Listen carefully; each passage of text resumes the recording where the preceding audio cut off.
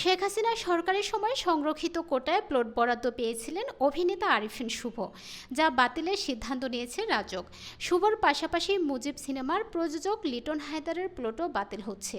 বুধবার রাজউকের chairman major general Mohammad Siddiqur Rahman Sarkar বিষয়টি নিশ্চিত করেছেন।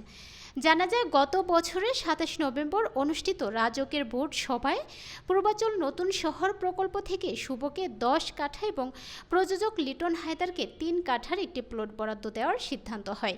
এরপর এই প্লটের বিপরীতে শুভ সরকার নির্ধারিত টাকা জমা দিয়ে একটি চুক্তিপত্র গ্রহণ করেন।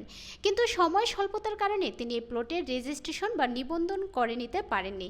এরই মধ্যে গত ৫ আগস্ট আওয়ামী লীগ সরকার ক্ষমতাচ্যুত হওয়ার পর শুভর প্লট সহ গত ১৫ বছরে রাজনৈতিক বিবেচনায় বরাদ্দ দেওয়া প্লটগুলো নিয়ে হিসাব নিকাশ শুরু হয়।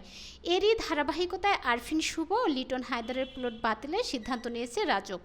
রাজউকের chairman major general Mohammad Siddiqur Rahman Sarkar বলেন, মন্ত্রণালয়ের নির্দেশে আমরা তালিকা প্রণয়নের কাজ শুরু করেছি। তবে কী পরিমাণ প্লট বাতিল হবে তা এখনই বলা যাচ্ছে না।